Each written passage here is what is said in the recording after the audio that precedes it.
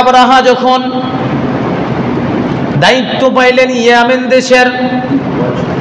ইয়ামেন দেশের দায়িত্ব পাওয়ার পর তিনি দেখছেন দূর দূরান্ত থেকে মানুষেরা খানায়ে কাবা তওয়াফ করতে যায়, মানুষেরা খানায়ে কাবায় যায় জিয়ারত করতে, তাওয়াফ করতে। এটা এমন একটা জায়গা, ইব্রাহিম আলাইহিস সালাতু ওয়াস সালাম যখন থেকে ডাক দিয়েছেন তখন থেকে নিয়ে শুরু করে এখনো পর্যন্ত কাবার ঘরে 24 ঘন্টার মধ্যে একবারও তওয়াফ হয় না, এমন কোনো সময় যায় না। আপনি যখনই যান না কেন, রাত 12টার দিকে যান, 1টার দিকে যান, 2টার দিকে যান, মানুষ সেই জায়গাটা তওয়াফ করতেই আছে 24 ঘন্টা যাবত যেখানে চলমান। এমন জিনিস দেখে বলেন তো মুসলিমদের চোখ লাল হবে কিনা? মুসলমানদের মজমা দেখলে তাদের খারাপ লাগে বাজান। জেনে রাখবেন এইরকম বাদশা আবরাহা হিংসায় প্রতিফলিত হয়ে উঠলো মুসলমানদের জায়গাতে কেন যায়? বাদশা আবরাহা ছিল খ্রিস্টান ধর্মের অনুসারী। মুসলমানরা যে কাবা ঘর চাকচিক্য করতে চায়, কাবা ঘর তওয়াফ করে, সেইখানে হজ করে, সেইখানে সব সময় মানুষেরা তওয়াফ চলতেই থাকে, কখনোই সেই জায়গা থেকে মানুষ দূরীভূত হয় না, কোনো সময়ের জন্য সেই জায়গা ফাঁকা থাকে না। বাদশা আবরাহার মধ্যে একটা হিংসা কাজ করলো। তিনি আল্লাহ রব্বুল আলামিনের সাথে পাল্লা দিতে চাইলো। তিনি মনে মনে ভাবলেন, আমি যদি এইরকম একটা কাবা বানাইতে পারি, আমি যদি এরকম একটা ঘর বানাইতে পারি, জনগণকে যদি বইলা দেই তোমরা সেকেন্ড কাবা হিসেবে এটা তাওয়াফ করবে, নাউজুবিল্লাহ। বাদশা আবরাহা আল্লাহ সুবহানাহু ওয়া তাআলার সাথে পাল্লা দিয়া কাবার মতো করে একটা গির্জা বানাইলো। কি বানাইছে? কাবার মতো করে একটা গির্জা বানাইলো। ইয়েমেনবাসীদেরকে ঢোলাই করে দিল, দেশ বিদেশে ঢোলাই করে দিল, জানিয়ে দিল লোকদেরকে বাদশা আবরাহা একটা কাবা বানাইছে, সেই জায়গাতে তোমরা তাওয়াফ করবা। তাহলে তিনি বানাইছিল কি? কাবা। কে বানাইছিল? বাদশা আবরাহা। আর হারাম শরীফে যে কাবা, এই ঘর কার? আল্লাহর। বানাইছে কে? ইব্রাহিম আলাইহিস সালাতু ওয়াস সালাম। তার পয়গম্বর নিজেই বানাইছেন। আল্লাহ তাআলা তার পয়গম্বরের হাত দিয়ে কি বানায় নিয়েছেন? দুইজন নবী বানাইছেন একসাথে। তিনি হচ্ছেন হযরত ইব্রাহিম এবং হযরত ইসমাঈল আলাইহিস সালাতু ওয়াস সালাম। দুইজনে কি নবী না? দুইজনে নবী না? হ্যাঁ, বাপে ছেলে দুইজনে কি করছেন? কাবা ঘর বানাইছেন। এই যে, কিন্তু যেটা বানাইছে সেটা কে? বাদশা আবরাহা, খ্রিস্টান ধর্মের। তিনি বানাইছে কোথায়? ইয়েমেন দেশে। এটা যখন দিক বিদিক ছড়িয়ে পড়লো, ভালো করে বুঝবেন, দিক বিদিক যখন ছড়িয়ে পড়লো তখন মক্কাতেও পৌঁছে গেল সংবাদটা। কোথায়? মক্কায় পৌঁছে গেল। মক্কার লোকেরা কৌতূহল জাগলো, কি হয়েছে, কি বানাইছে, উনি নাকি কাবা বানাইছে, চলো না দেখে আসি। আচ্ছা, বাংলাদেশের নওগাঁতে যদি কোথাও কোনো একটা স্থাপনা হয় আমরা দেখতে যাই না? আচ্ছা, না বিশ্বাস করলে তো দেখতে যায়, মানে একটা কি হচ্ছে দেখি তারা কি করে, এরকম দেখতে যায়, তাই না? দেখেন, এরকম ভাবে মক্কার দুইজন লোক দেখতে গেলেন। কোথায়? ইয়ামেনে। মক্কার দুইজন ব্যক্তি ইয়ামেনে যাওয়ার পর তারা সেখানে গাট্টি গুট্টি নিয়ে যায়, দেখছেন গির্জার মধ্যে প্রবেশ করেছেন। হ্যাঁ, বানাইছে চাকচিক করে, লোকেরা আসে। ভালো করে বুঝবেন, কারণ বাদশা বানাইছে, লোকেরা তো যেতে বাধ্য, না হলে তো আবার ফের সাইজ করবে, বুঝেন নাই? স্বৈরাচার বলে কথা আছে। তো উনি কি করছে, ওরা দুইজন মুরব্বী বাইরের থেকে এসেছে, তারা ওখানে রাত্রে যাপন করে, খায় দায় রাত্রি যাপন করে সেখানে। একদিন, 2 দিন রাত্রেবেলা, গভীর রাত্রে হাজতের প্রয়োজন এসেছে। ওই মক্কার লোক কোনো উম্মতের মধ্যে স্পষ্ট নাই, মানুষেরা সহ্য করতে না পেরে কোনো একজন ব্যক্তি সেই জায়গাতে বাথরুম করেছে। কোন জায়গায়? পায়খানা করেছে। কোথায়? গির্জার মধ্যে। যেহেতু গির্জা, সুতরাং বুঝা যায় বাদশা ছিল খ্রিস্টান ধর্মের, আর খ্রিস্টান ধর্মের লোকেরা গির্জা বানায়, ঠিক আছে? ওই গির্জার মধ্যে যখন পায়খানা করে ফেললো, এখন এই বাদশা পরের দিন সকালে যখন উপাসনা করতে আসে, ঘুরতে আসে, তখন দেখছে গন্ধ আসে। কি হলো পরিষ্কার করতে যে ভিতরে যে দেখছি এই অবস্থা। কে করছে? তো কে করছে? দুইজন অতিথি থাকলে আমরা বলে দেবো না যে ওই লোকেরা করছে? ওরা বলে অমুক জুব্বাওয়ালারা করেছে। ওরা তো ওই দেশের, আরব দেশের, সৌদি আরব থেকে এসেছিল, মক্কা থেকে এসেছিল, তাহলে না হয় এই দুইজনের কাজ। বাদশা রেগে ফেটে উঠেছে। ভালো করে বুঝবেন, বাদশা রাগে ফেটে উঠেছে। বাদশাহ যখন রেগে গেছেন, এমন সময় তিনি তো এই জেদ ধরে তার কিছু করতে পারে না। হ্যাঁ, তাদের হাজত এসেছে, তাদের দ্বারা এটা ঘটে গেছে, এরকম কথা হতে পারে। উনি কি করলেন? গাদ্দারি করলেন একটা মুসলমানদের সাথে। কিভাবে? ইতিহাসের কিতাবে পাওয়া যায় এইভাবে করে, যে উনি যে স্বর্ণমণি মুক্তাগুলো রেখেছিলেন, এই স্বর্ণমণি মুক্তাগুলো কি করলেন? খুলে নিলেন, এরপরে নিজে আগুন লাগাই দিলেন। কারণ উদ্দেশ্য খারাপ। এর উদ্দেশ্য কি? খারাপ। এখন লোকদেরকে বলে, মক্কার দুইজন মানুষ এসেছিল, তারা এই আমার যে খানায়ে কাবা তাদের তৈরি করা যেটা, সেই ঘরে কি করেছে? আগুন লাগায় দিয়েছে। সুতরাং এই মুসলমানদের ঘর ভাঙতে হবে, তাদের খানায়ে কাবাকে ধ্বংস করতে হবে, কারণ তারা আমাদের ঘরকে ভেঙে ফেলেছে। এই যে শত্রুতা শুরু করলো, এতক্ষণ পর্যন্ত ছিল তার ঘরের উপরে, এখন আল্লাহর ঘরের উপরে কি আক্রমণ করার চিন্তাধারা। এখন ওই সমাজে আইন জারি করলো, চলো আমরা দলবল নিয়ে কোথায় যাব? কাবা ঘর ভাঙতে যাব। ভালো করে বুঝবেন। এখন আমাদের এই মহল্লার সমস্ত মানুষকে যদি বলা হয় যে চলো ওই মসজিদে তালা লাগাবো, সবাই কি আসবে? কিছু মানুষ আছে যারা আসবে না, কিছু মানুষ আছে যারা আসতে চাইবে না।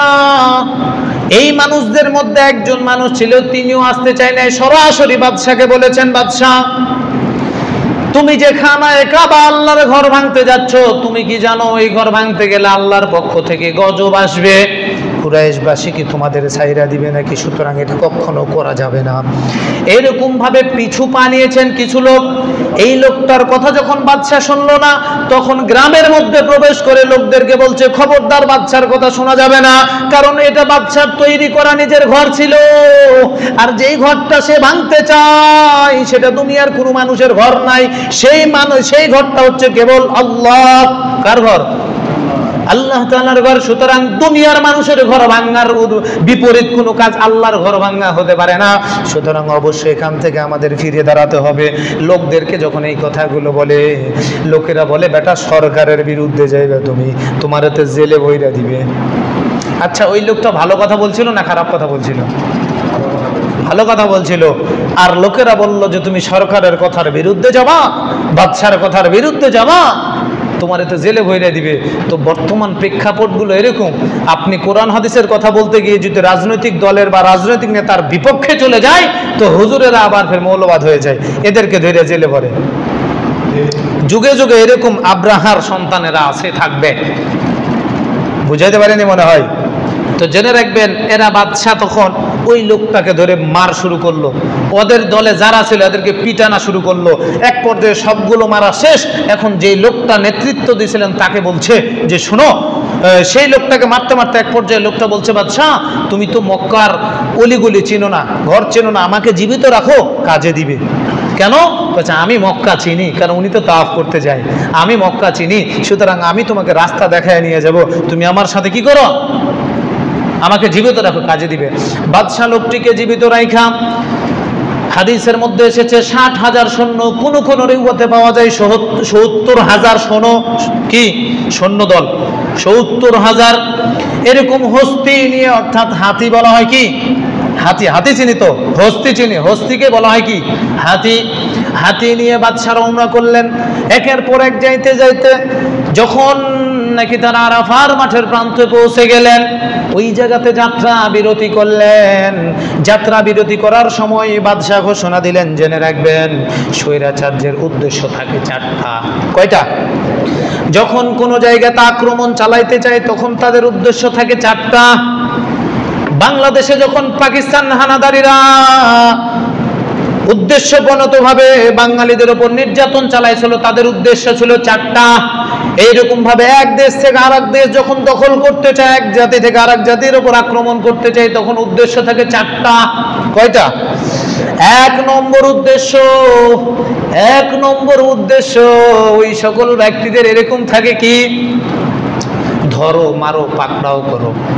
উদ্দেশ্য কি? পাকড়াও করা, ধরা।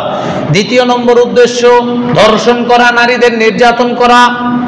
3 নম্বর উদ্দেশ্য খুন খামারি করা, যাকে সামনে পাবা মারো। 4 নম্বর উদ্দেশ্যে জ্বালাও পুরো, মানে জ্বালিয়ে দাও, পুড়িয়ে দাও।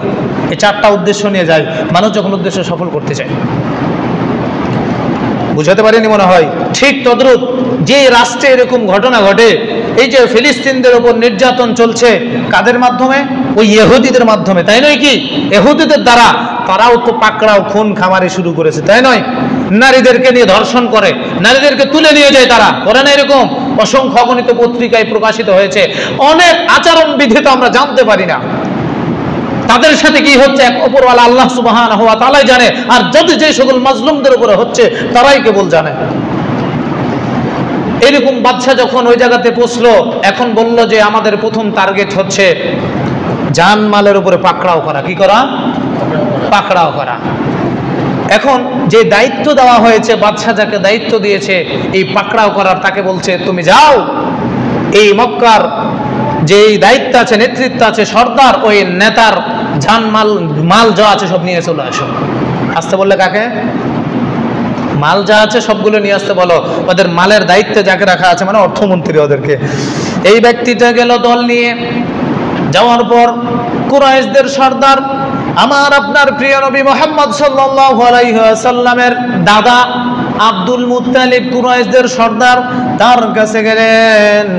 এই ব্যক্তির কাছে যাওয়ার পর তার কাছ থেকে 200 উট ছিনিয়ে নিয়ে আসলো। কয়শো? 200 উট ছিনিয়ে নিয়ে আসলো। এই যে মাল সম্পদ নিয়ে আসলো, জেনে রাখবেন লুটতারাজ করা হচ্ছে স্বৈরাচারদের একটা অভ্যাস। কোন জায়গা দখল করলে সন্ত্রাস সৃষ্টি করে, ত্রাস সৃষ্টি করে, মানুষের মাঝে ভয় সৃষ্টি করে। ভালো করে বুঝবেন। এই যে সর্দারের কাছ থেকে যখন 200 উট নিয়ে আসলো, মানুষরা, অন্যান্য মানুষরা কি করবে? ভয় পেয়ে গেছে। সর্দারের কাছ থেকে ছিনিয়ে নিয়ে আসলো। এরপরে সর্দারকে পরের দিন ডেকে পাঠাইলো। আব্দুল মুত্তালিব আসলেন। আসার সময় বাদশা যেইখানে যাইতেন সেইখানে একটা সিংহাসন নিয়ে যাইতেন, সেই জায়গা ছাড়া অন্য জায়গাতে বসছেন না। কিন্তু তার ভিতরেও ভয় ছিল। ঘর ভাঙতে গেছে কার? আল্লাহর। আর এই ঘরের সর্দার কে? Abdul Muttalib. বর্তমানে কি, তখন কি ছিল? আব্দুল মুত্তালিব ছিল। এই জন্য তিনি সিংহাসন ছেড়ে নিচে চাটাই বিছাইয়া দিয়ে নিচে বসেছে, ওই সর্দারের সম্মানে। কার সম্মানে? আব্দুল মুত্তালিবের সম্মানে। জেনে রাখবেন, এই আব্দুল মুত্তালিব রসুলের দাদা। ইনি যে একসাথে বসলেন, উনার ভিতরে ভয় আছে যে ইনি হচ্ছেন খানায়ে কাবার সর্দার, সুতরাং এর সাথে যদি বেয়াদবি হয় তাহলে আল্লাহ কি করতে পারে? যে কোনো সময় গজব আসতে পারে। কিন্তু ওই গাদ্দার তো এটাও জানে, জানার পরও সে কি করতে আসছে? ঘর ভাঙতে আসছে। চিন্তা ভাবনা করে দেখছেন, ইসলামের শত্রুরা এরকমই হয়। এরা জানে যে মরলে জাহান্নামে যাব, এরপরে কোরআনের বিরোধিতা করে। এরা জানলে যে কোরআনের বিরোধিতা শাস্তি হচ্ছে জাহান্নাম, এরা জানার পরে এটা করে। আচ্ছা, বাংলাদেশের ওই মুসলিমরা জানে না যে পর্দা করা ফরজ? জানে না? তারপরেও কেন তারা পর্দার বিরুদ্ধে কথা বলে? ওই মুসলমানেরা কি জানে না যে কোরআন হাদিসের বিরুদ্ধে আইন করা যাবে না? তারপরেও কেন তারা করে? ওরা কি জানে না যে এর পরিণতি জাহান্নাম? জানে, এরপরে করে। কারণ তারাকে আল্লাহ তাআলা তাদের অন্তরে মোহর মেরে দিয়েছে, ওরা ওভাবেই চলবে। বুঝেন নাই? আল্লাহ সুবহানাহু ওয়া তাআলা যে সূরা নাজিল করেছেন ফিল, এর মধ্যে শানে নজুলটুকু এখনো শেষ হয় নাই। এরপরে আল্লাহ সুবহানাহু ওয়া তাআলার হাবিব যে কথাগুলো আমাদেরকে জানিয়ে দিলেন হাদিসের মাধ্যমে। আব্দুল মুত্তালিব তার কাছে আসলেন, বসলেন। তিনি বলছেন, আব্দুল মুত্তালিব, বাদশা বলেন, আব্দুল মুত্তালিব, তোমার কাছ থেকে 200 উটকে জিম্মি করা হয়েছে। আর একদিক হচ্ছে তোমার ঘর কাবা ভাঙতে এসেছি আমরা, ধ্বংস করতে এসেছি। তুমি কি চাও? তোমার প্রতিক্রিয়া কি? আব্দুল মুত্তালিব ফার্স্ট জানিয়ে দিলেন, ও বাদশা আবরাহা, ও বাদশা আবরাহা, তুমি জেনে রাখো, তুমি জেনে রাখো। কি জেনে রাখবা? বাদশাকে বলছে, জেনে রাখো, এই যে 200 উট ছিনিয়ে এনেছো, আমার লোকদের যে সকল সম্পদগুলো ছিনিয়ে এনেছো, জেনে রাখো এই উটের মালিক আমি আব্দুল মুত্তালিব। এই 200 উটের মালিক আমি আব্দুল মুত্তালিব। আর তুমি যে ঘর ভাঙতে এসেছো, তুমি যে খানায়ে কাবা ভাঙতে এসেছো, জেনে রাখো ওই ঘরের মালিক আমি আব্দুল মুত্তালিব নয়। ওই ঘরের মালিক হচ্ছেন আসমান এবং জমিনের মালিক আল্লাহ। ও আব্রাহা, তুমি আমার সম্পদ আমার কাছে ফিরে দাও।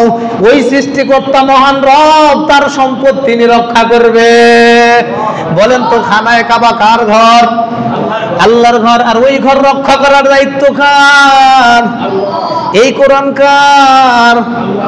কিয়ামত পর্যন্ত রক্ষা করবেন কে? পৃথিবীর মানুষ যদি একটা হরফকে তুইলা দিতে চাই পারবে না।